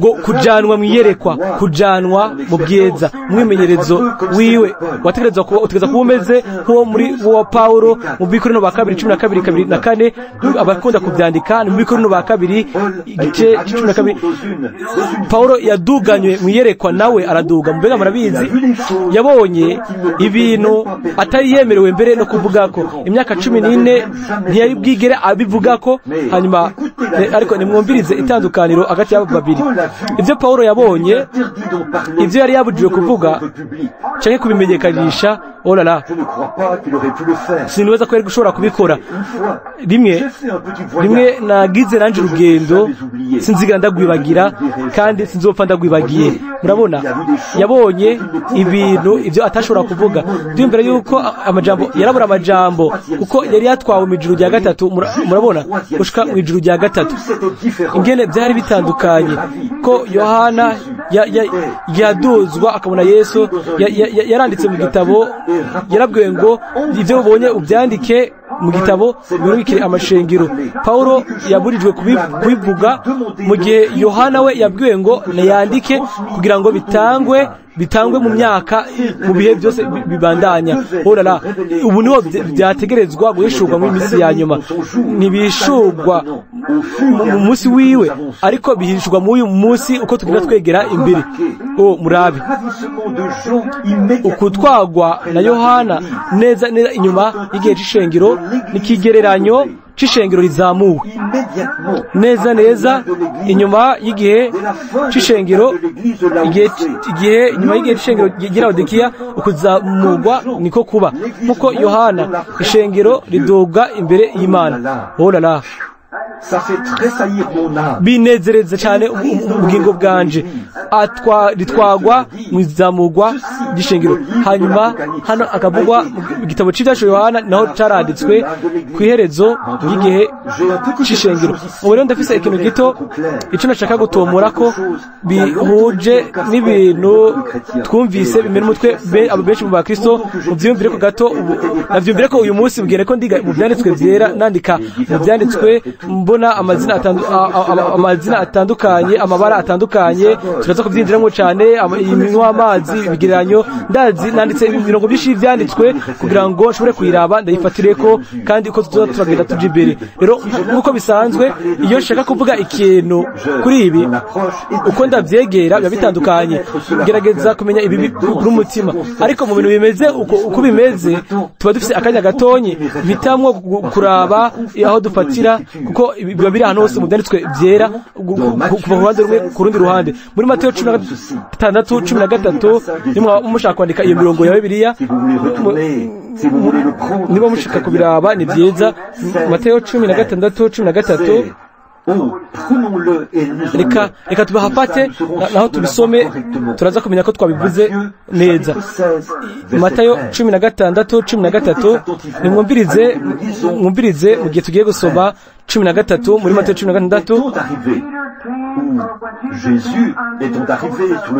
Yesu aja mu misozi ihera i Kayisariya mu bwa Filipo abaza abigishwa biwe atabantu bagira umwana w'umuntu ndinde nabo bati bamwe bagira ngo Yohana umubatizi abandi nguri Eliya abandi nguri Yeremiya canke umwe mu bavugishwa n'Imana arabaza atariko mweho mugira ngo ndinde Simoni Petero aramwishura ati uri Kristo umwana w'Imana nzima Yesu aramwishura aturahi urumuhigwe Simoni mwene Yona kuko atawe inyama n'amaraso yabiguhishuriye ariko ni data wo mwijuru nani ndakubwira yuko uri Petero kandi kuri urwo rutare nzogubaka ko ishengero ryanje kandi amarembo y'ikuzimu ntazorishobora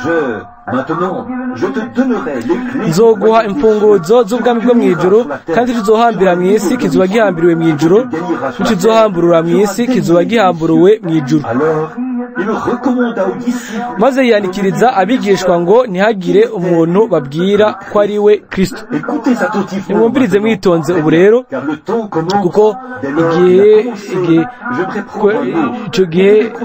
igihe kiragenda, turabandanya gusoma hano ku murongo wa 28. Ibisigaye murashobora kuza kubisoma nimwagira iwanyu.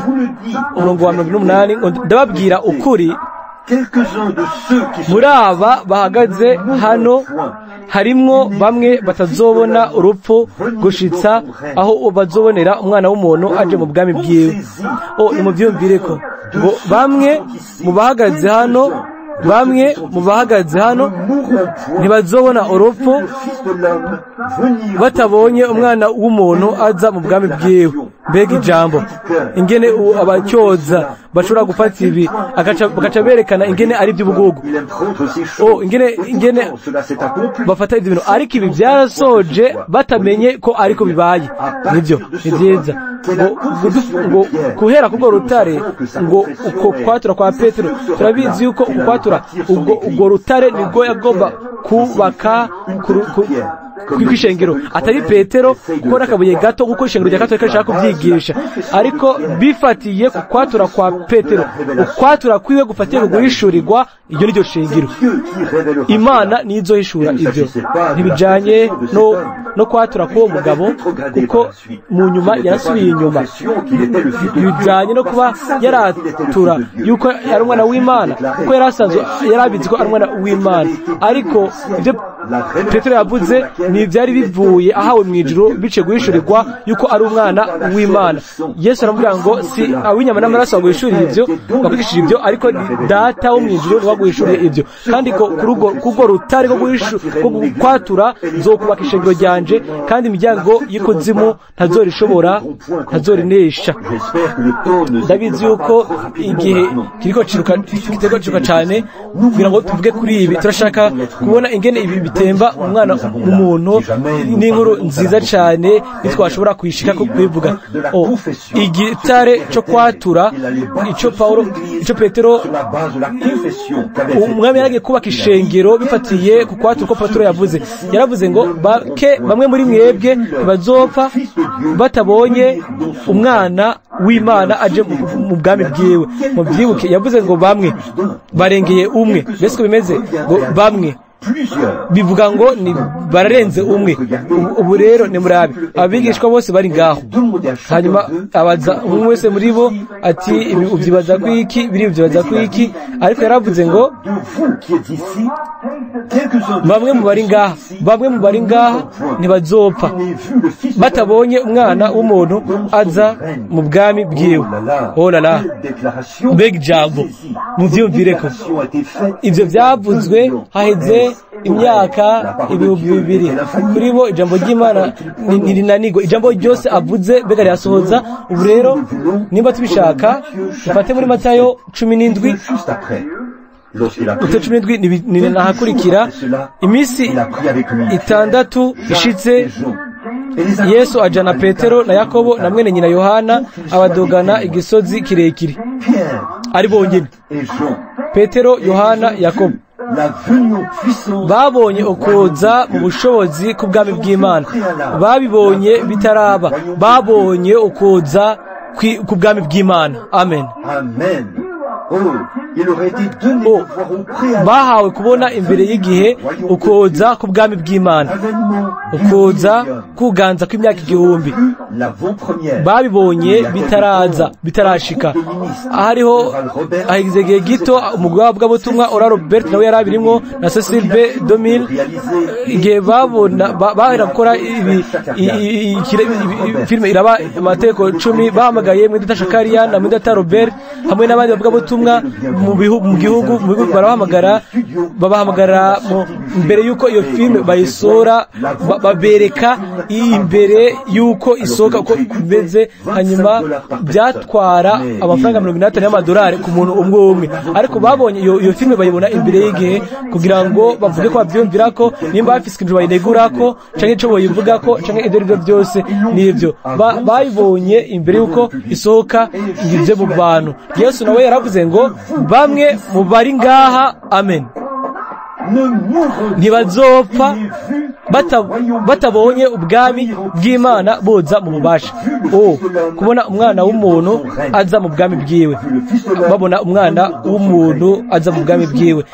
Iyi minsi mike nyuma yaho afata Petero, Yakobo na Yohana abatwara ku musozi muremure, hariya ahindurirwa imbere yabo. Ukwakaka kw'izuba ntaco byari bivuze ku mpuzu yambaye. Mbega twabonye iki mu migani twabiciceho ahantu hose muri Bibiliya? Murashobora gufata umurongo w'ibyanditswe hanyuma mukawufatanya na Bibiliya yose amwe n'ibyo mushinga naye. Nta kintu kimwe gitandukana kiba kiri, biba bifatanije hamwe mu bushobozi bw'Imana. Satani ntashobora kubyinjiramwo abishatse, nibyo ntashobora kwinjira muri abo bera abashinga intahe imbere y'abantu bose bakizera ubwami bw'Imana, bagafata icyanditswe cyose bakabivanga n'ubushobozi bwa Mpwemu Yera, hanyuma bakozwa mu maraso. Isi ntishobora kwinjirayo, Satani ntashobora kubyinjiramwo. Barapfuye, ubuzima bwabo bunyegeje muri Kristo biciye ku kimenyetso c'Imana Mpwemu Yera. Ni gute Satani yoshobora kubagira nabi? Ngabo bari muri yombero, niko bameze hano muri kino kibanza. Yabonye ukuza canke ukubanza kuza, ariko ubwa mbere ikintu ca mbere yabonye ubwo kuza yari Mose. Yerekana abakristo bapfuye bazozuka.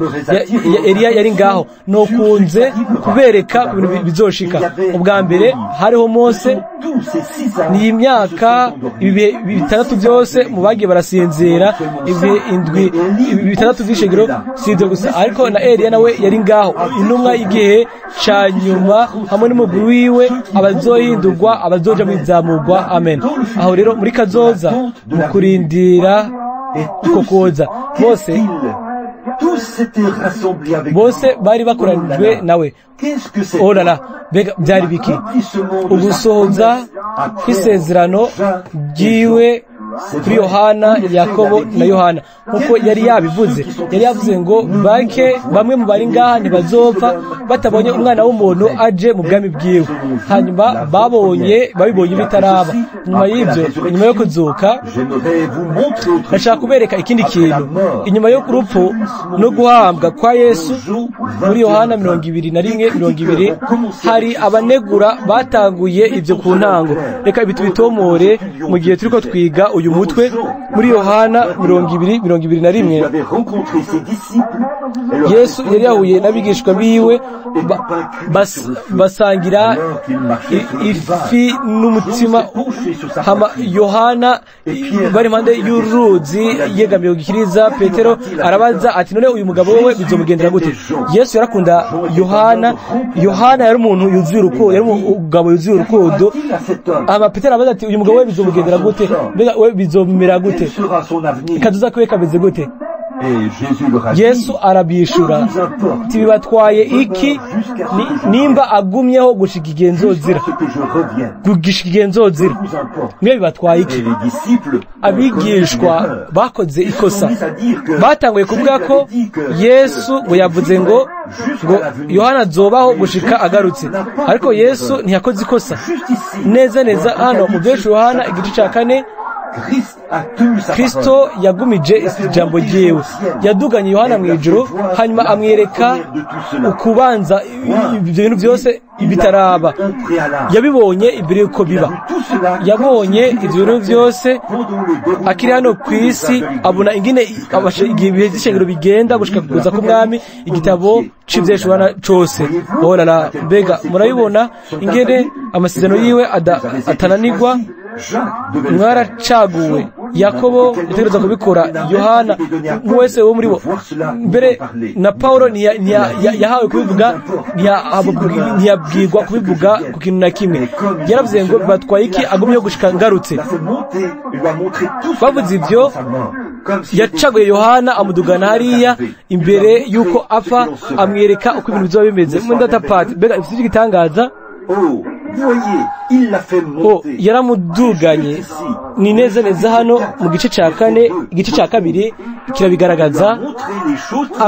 Yamweretse ibintu byari bihari n'ibizoza. Imwereka igihe c'ishengero, kuza kw'abayuda, gusukwa kw'ibyago, kuzamurwa, ukuza kw'ugaza kw'igihumbi, naho abakijijwe bazoguma. Neza neza yari ari ku isi igihe abona ibintu byose biba, abibona ibintu byose bishika. Yaduze, yaramuduganye gusa, amwereka filime iriko iragenda, amwemerera kubibona bitaraba. Olala, yaraduganywe, isezerano ryiwe ararisohoza. Nzeshe Yohana 4:2, imbere y'urupfu rwiwe yaduganywe mu mwemu, abona ibintu nk'uko yabibayemo, yabibonye bitaraba. Aho rero yabonye mwiyerekwa, abona neza neza ibyari bigomba gushika, n'ibyategereza gushika hano ku isi kubera ico gihe, gushikaho umwami Yesu azozira. Ivyo yavyerekwa uyerekwa. Aho rero abigishwa, nta muntu n'umwe yoba yaravuze yuko azoza muri ico gihe. Yaravuze ngo bibatwaye iki? Mu yandi majambo, nimba agumyeho gushika ngarutse. Hanyuma aramudugana, amwereka imbere y'igihe imbere ko biba, amwereka ibyari bitegereza gushika. Ivyo ndabikunda. Olala, urere nimurabe uko bimeze. Ngo nduganwa muri mwemu. Sur ce trône, quelqu'un était assis. Il y a une voix. Waravyagiye yasa n'akabuye kitwa yasipi n'akitwa sarudiyo. Yarahindukiye kw'ijwi rye ko ramuvugisha, arahindukira araraba, amaze kubona, abona ico gihe c'ishengero, abona igitego cy'amatara. We yumvise ico gihe iryo jwi rero ryari ryavuye ku isi riraduga mu ijuru. Igihe yaduga mu ijuru, yaravuze ngo duga ndakwereke ibigiye kubaho vuba. Iryo jwi, reka dufate akanya gato kuri iryo jwi. Hari imirongo imwe nanditse mu byanditswe byera, dufate mu byesho Yohana rimwe, abitsereka ba mbere 4, twumve ico ibyanditswe bivuga. Turabizi ico bivuga imbere ko tunabisoma, mbese ko bimeze turazi ibizoshika. Ngo inzamba y'Imana izovuga, abapfuye muri Kristo bazozuka. Mbega nivyo mwebwe abariko barandika, ni mu bitse ko ba mbere 4:16 na 17.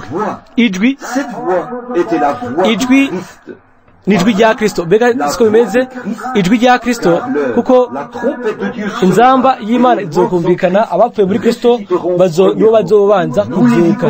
Twebwe abazima, abasigaye twese tuzozamurwa mu ijuru, tuzo gusangana ubwami mu bicu, tuzobana n'umwami ibihe byose. Rya jwi nyene rimwe ryabwira Yohana ngo duga. Iryo jwi nyene ryabwiye Yohana ngo duga, niryo jwi nyene rihamagara ishengero umunsi umwe. Amen. Iryo rizohamagara ishengero. Iryo jwi nyene ryahamagaye Yohana ngo aduge, niryo jwi nyene ryahamagaye Lazaro ngo yapfuye asohoke abe mu mva. Niryo jwi nyene ry'umumarayika mukuru. Kristo ni ijwi ry'umumarayika mukuru. Iryo jwi ry'umumarayika mukuru, iryo jwi rya Kristo, iyo nzamba ryahamagaye Yohana ngo aduge. Iryo jwi nyene rihamagara Lazaro. Mbega muramaze kubona yuko kumva ya Lazaro ngo yavuze n'ijwi rirenga. Ntiyavuze gusa Lazaro soka, ngo Lazaro soka. Yarahamagaye, ahamagara amamugara mu bapfuye arijura ati ndi hano, amuzura mu bapfuye nyuma yuko yamaze gupfa, umubiri wiwe wamaze kubura. iryo jwi nyene ryabwiye Yohana ati duga hano ndakwereke ibintu bigira bishike. iryo jwi nyene iryumvikana igihe abapfuye muri Kristo bazozuka, igihe inzamba mbega inzamba ni iki? ijwi rya Kristo, rya jwi nyene ribe ryumvikana rikamuhamagara ngo aduge. yumvise ijwi nk'inzamba ry'inzamba rimubwira ngo duga hano. murabona ingene kuzuka kuzuba kumeze, kazuba ari akanya gato mu gukubita ijisho, nko gukubita urugohe. iryo jwi rizokumvikana, rizohamagara ishengero ngo sohoka ngaho. iryo jwi rikomeye rihamagara umfashe Mana kugira ngo nzindaryumve kuri uwo munsi. kuko nakunze kubivuga, ndabizi nk'umuntu apfa Rodney, ndabizi yuko muri je imbere yanje hari umuryango wijinecere witwa urupfu. buri ku mutima wanje utera wegereza uwo muryango. imwe muri iyi minsi nzotegereza guca muri uwo muryango, ariko sishaka kuwucamwo nk'ikijora nk'iminduru. nshaka kuba nipfukiriye imuzi ugoroka kwiwe, nzibi ngo ndamuzi mu bushobozi bwo guzuka kwiwe. umunsi umwe igihe azohamagara nzozuka mu bapfuye, kandi azohamagara hariya mu ijuru. inzamba y'Imana izovuga, abapfuye muri Kristo bazozuka. ndi muzima nzohindurwa muri uwo mwanya, mukajya gukubita urugohe, nzodugana n'abandi nze gusanganira umwami mu ijuru. ijwi ry'iyo nzamba rizoba ritomoye kandi ari ry'inkomezi. bizoba ari ibyo nyene, ibyo nyene ukuza kwiwe. nta jwi ry'amadidane, nta rujijo ruba ruhari. Yohana igihe yumva ijwi rivuga ngo duga, yaraduze. amen. kuri Lazaro nawe yari mu bapfuye, ari mu mva. ubugingo bwe bumaze kugenda nk'iminsi ine buri ahantu runaka, ndabizi. sinabaza ko hari umuntu umwe hano yoba abizi. ntacyo bitwaye ikibanza aho bugeze. we gusa yarahamagaye rimwe umugabo uwo inyo zariko zirajya umubiri wiwe anukira mwumva. iyo nzamba mu buryo butomoye yaravuze ngo Lazaro sohoka. hanyuma umugabo yapfuye yaboze arinyiganyiza, asohoka mu mva atambuka. nta kintu cy'urujijo kuri ibyo bintu. mbese bimeze bene data, nta rujijo namwe rurimo kuri ibyo bintu. ibyo nico kimwe iyo twumva ijwi ryumvikana rivuga ngo munyabyaha niwihane ndaguhe ubugingo budashira. mwihane kandi umwe wese muri mwebwe abatizwe mu izina rya Yesu Kristo kubwo ikigongwe c'ibyaha byanyu, muzohabwa ingabire ariyo mpwemu yera. ubu ni umuhamagaro, nta kintu c'urujijo kirimo kuri ibyo. ndashinga inahe yuko ibyo ari byo kuri. hariho ibindi byabona uyu munsi mu isi, hariho amamiliyoni y'abantu bashinga inahe yuko ari byo kuri. kubiraba Bibiliya, amajambo y'Imana, buri jambo ryose ry'Imana riba ari nzamba. buri jwi ryose ry'ijambo ni nzamba y'ubutumwa bwiza. kandi igihe yumvikana kuba ari ukuri, igihe rivuze ngo Yesu Kristo wa wundi ejo haheze uyu munsi n'ibihe byose bidashira, nta kintu kimwe cy'urujijo kirimo muri ibyo bintu. ni wa wundi, nibyo. nimwihane mubatizwe mu izina rya Yesu Kristo, muzohabwa ingabire ya mpwemu yera. nta kintu c'urujijo ruri muri ibyo. we ngo uwumve amajambo yanje akizera uwantumye afise ubugingo budashira. uwunyizera azobaho nubwo yoba yarapfuye. umuntu ariho akanyizera ntazigera apfa. ibyo urabyizera, nta rujijo ruri muri ibyo ngo azobaho. ujya mubiri wanje akanywa amaraso yanje afise ubugingo budashira, nzomuzura ku munsi wa nyuma. nta kintu c'urujijo ruri muri ibyo, nta kintu na kimwe. ni ijwi ryumvikana. ndamuzi, naramwumvise bivugira mu mutima wanje w'umunyayirande umunsi umwe. jewe umunyabyaha mubi, mbega umuntu yari mubi nk'ukuraho, ariko numvise ijwi ritomoye, hanyuma ndabyemera, ndashingira ko ibyo ari byo kuri.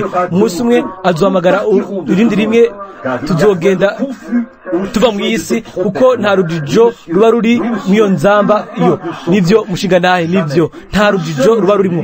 uyu munsi birumvikana iyo duhamagara, nico kimwe iyo tubwira n'ikindi kintu cyose. reka tugaruke ubureke w'umurongo, hanyuma turabe ngo hariho hariho intebe mu ijuru hari uwarayibyagiye ko ni murabe intebe yicaye ku ntebe aho ntiyari akiri hagati y'ibitereka matarandwi by'izahabu ari ku isi izamurwa ryari ryamaze kuba yari mu bwiza yicaye ku ntebe yiwe nukunze kugira ibyo ndabereka mu nyuma ko muri tuzobibona mu gice cya 5 yuko iyo ntiyari intebe y'imbabazi ntiyari ikiri intebe y'imbabazi yari intebe y'urubanza ntiyari ikiri intebe y'ubuntu yari intebe y'urubanza kubera yuko hasokamwe umuriro imiravyo imituragaro nta kintu na kimwe imbabazi zari zamaze guhera igihe c'ishengero cari caheze ngo uwayanduza abaneye yandure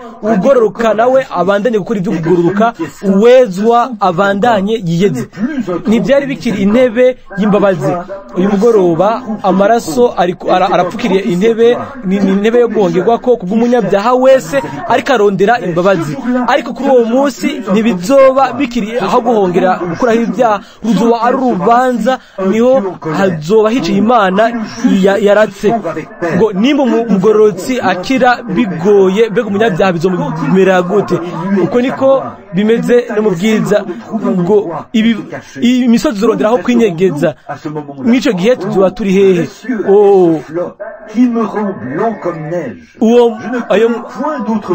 urwo ruzi rungira uwera sinzi indi soko gusumba amaraso ya Yesu orala nta jwi ririmo amadidane rihari intebe iri ngaho ari ku ntebe ntabakiri hano ngiki ikindi kintu nikimenya yamenya yuko ishengero rizamurwa imbere yuko aba ibyago bikomeye muribona kubera iki nguyu ari ku ntebe y'ubwiza kandi ishengero ryagiye hanyuma hakaza ibyago namye mvuga yuko mu gihe cyo kwa Nowa yaba ari mu bwato imbere yuko imara imwe ry'amazi y'imvura rikuruka Loti yari yamaze gusoka Sodomu imbere yuko umuriro utibuka ishengero zo ari mu bwiza imbere yuko ibyo bisasu kirimbuzi bikubita bituritsa igihe imbere yuko bega byari bimeze gute hari ku banyamahanga ntibari abakristo rero murabe Yesu aheza ikuba ciwe hano ku isi agatwara ishengero ryiwe hanyuma akarungika urubanza isi yarabyanse none arungika urubanza rwiwe we n'ishengero ryiwe baba bagiye mu bwiza Yohana mu gace ka Patmos uwahishuye idesho Yohana niwe kigeranyo c'ishengero yaduze mu bwiza duga hano ibyagaragaza muravuga ngo yagaragaza ishengero uwumva wese aya majambo Yohana yaramuserukiye amen Yohana yaserukira amaraso ya Yesu Kristo igishinga nahe cijambo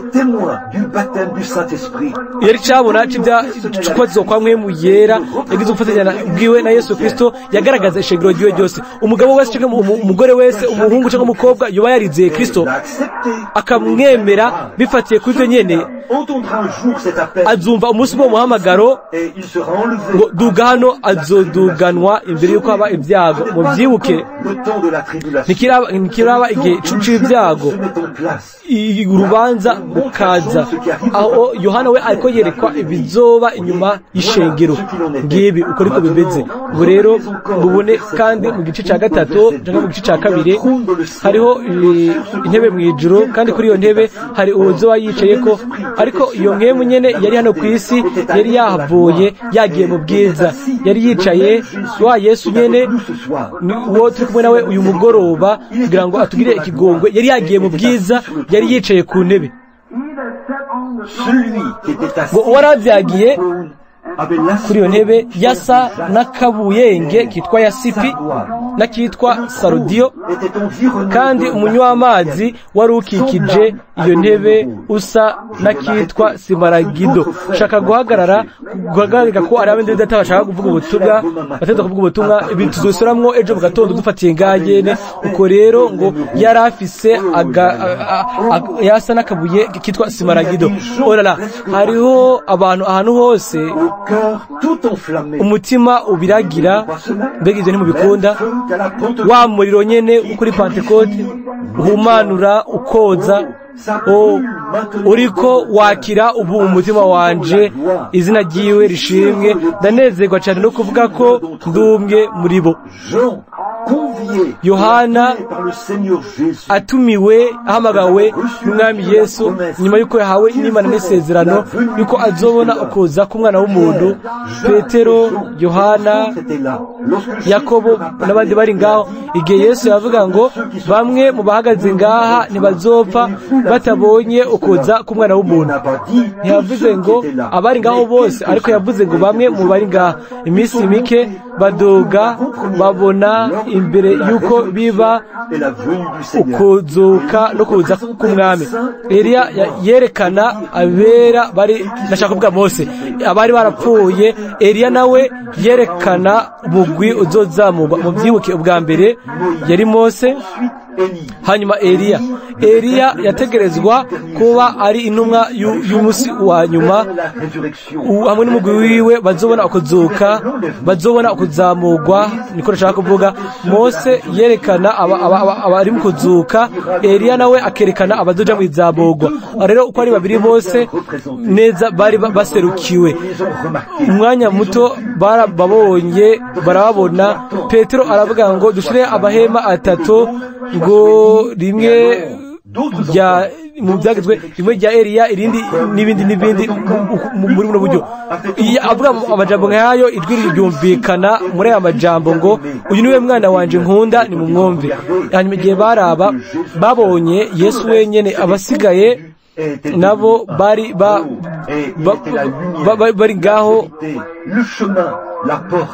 Niwe muco, niwe nzira, niwe kuri, niwe muryango. Ejo tuzokwiga icigwa ciza umwami abikunze. Ejo tuzobona imanza, tuzobona ibuye rya Simaragido, turabe ico bisigura, nico ryakora. Tuzobona yasipi, tuzobona ayo mabuye yose y'igiciro. Hanyuma tuzoyaraba yose tugaruka muri Ezekiyeli, duhera mu itanguriro imbere ko tugaruka muri Yohana. Yego tuzogenda duca muri Bibiliya kugira ngo dufatanganye ibyo bintu byose, ayo mabuye atandukanye, ayo mabara yayo atandukanye. Hanyuma tuzogarukana ibyo bintu byose, hanyuma tuzobona nimba atari byo kuri. Murabona, tuzoraba neza niba atari ryabara nyene, neza ari cakiro, ari byo bidigene. Wa mwemu yera nyene, y'Imana nyene, yikora bya bitangaza nyene, bya bimenyetso, ikora bya bindi nyene neza kuko yabisezeranije. Yarabwiye Petero, Yakobo na Yohana, abwira bari ngaho, abwira abigishwa bari ngaho, arababwira ngo bamwe mu bahagaze hano ntibazopfa batabonye umwana w'umuntu aza mu bwami bwiwe. Yabwiye Yohana, Petero yaravuze ati bizogenda gute? Ati uyu mugabo mbega bizomugendera gute? Aravuga ati, aramwishura ati bigutwaye iki abonye kuza kwanje?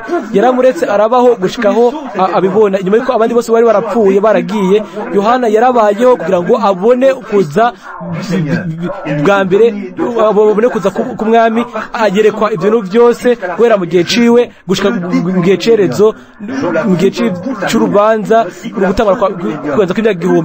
Yohana yabonye ibyo byose gushika kugenza kw'imyaka 1000. Rero agumya ijambo ryiwe. Mbega sivyo? Turarangiriza ku murongo wa 2. Umwami niyabishaka tuzotangurira ku murongo wa 3, turunamika imitwe yacu. Ni bangahe muri no shengero bazi bati mwene data mushiki wanje, uzi ko umunsi umwe uzohamagagwa, ko uzo witeguye cyo utiteguye, ubo witeguye cyo utiteguye, muzohamagagwa ngo musange muhure n'Imana, inzamba izokumvikana. Aho rero kuri mwebwe bizoba ari ijwi ryo gutsindishwa. Aho ntimuzoshobora kubandanya kubaho, kandi muzomererwa nabi muri kuzimu kwa Satani mu myaka amamiliyoni myinshi. Canke muzohamagagwa hejuru ngo muhure n'abera mu ijuru, nkuko atakekereye ko Imana yagumije ijambo ryayo kuri Petero, Yohana na Yakobo, igumije ijambo ryayo kuri Yohana umukondwa wahishuye ibyo Yohana, igumye amasezerano mu bihe byose by'ishengero. Niko yasezeranye ko mu minsi ya nyuma izoruka imvura ya mbere, ngo ikagarukana wa mwemu nyene wari hano ku isi. Umuco uzoseruka mu gihe c'umugoroba, kandi bizogaragaza bwa bushobozi nyene, bya bimenyetso nyene, hamwe n'ibintu byose mose yasoje mu gihe ciwe izogaragaza mu buryo bushasha umunsi umuryango uguriye w'umunsi wa nyuma. None nibi turabifise hano amwe natwe ni mpemu yera Yesu Kristo uko yari ejo niko ari uyu munsi kandi niko ari ibihe byose. Niwe ababwira ubutumwa, niwe abigisha, niwe arondera kubereka ibyiza n'ibibi. Mpemu yera ubwiwe niwe abavugisha biciye ku minwa y'abantu, akorera mu bantu, akagaragaza imbabazi ziwe n'ubuntu bwiwe. Kandi nimba mutaramwakira uyu mugoroba w'umwaka mushasha, murashaka gutarika ikiganza muvuge buti Mana nyemerera ngire ubwo bushobozi bwari kuri Yohana wahishuye, kugira ngo igihe nzohamagagwa nzoze imbere yawe ndi mu mahoro nkawe. Muratarike ikiganza. Imana ibahezagire, Imana ibahezagire. Ibiganza byamanitswe hose. Imana ibahezagire. Mbe niteguye kwishura mpamagawe. Data uri mu ijuru, kuno gukesha k'umwaka mushasha mu masaha abiri umwaka uza kuba urangiye. Umwaka mushasha ubuze ibyo twakoze mu uyu mwaka uheze twarabikoze. Hari ibintu byinshi nakoze kandi nanje bintera isoni, ndihanye mwami. Hariho ibintu byinshi nakoze kandi bene data benshi batatahuye. Bene data bivuga bo tuba datahura impamvu nabikoze, ariko data nabikoze kubera yuko nari ndongowe kubikora. Ndagusabye data ntundeke ngo ntegwe isoni nuko nitwaye, ariko mwami unyobore kugira ngo bandanye gukora ibyo ndongorewe gukora. Mfashe Mana mu gihe ndondera kumenya biva ku mutima kugomba kwawe no kugukora, hanyuma nkajana kuko wabinyeretse izi myaka myinshi. Igihe nava muri rushengero nkatwara umutsima w'ubugingo ku bantu bo mw'isi, igihe nabona umusozi munini w'umutsima nkabona abera bambaye ibyera bava ahantu hose mw'isi kugira ngo bajye ku mutsima w'ubugingo. Mana nibize byigere sinze nigere mbura uko ngaburira abantu umutsima w'ubugingo. Uhezagire ubugingo bushonje buri hano ubwateretse ikiganza muri kino kibanza. Bifuza kugira ubugingo burushirije, nifuza ko wobuduza mpemu yera umwe wese muri bo. Mana ubihe bitanga Imana, ubahe imigisha yawe. Mfashe bene data ahantu hose, uhezagire bene data bari mu bukozi bitegura kwegera imbere baza kuguha ubutumwa mu kanya gato. Turasenga kugira ngo utange umutima w'ubugingo kuri umugoroba, mu gihe tuza kumvira twitonze kandi twubashe twumva ijambo bitange. Duhezagire igitondo c'umwaka mushasha, bishobore kutuzanira ivyizigiro bishasha, ivyiyumviro bishasha, ugushikwa gushasha, ubushobozi bushasha. Byose ibintu byose bigirwe bishasha mwami. Imigisha yawe n'amasezerano yawe twishize mu masengesho yawe mu biganza byawe, mu izina rya Yesu Kristo, amen. Merci mes frères et sœurs. Murakoze bene data na bashiki banje.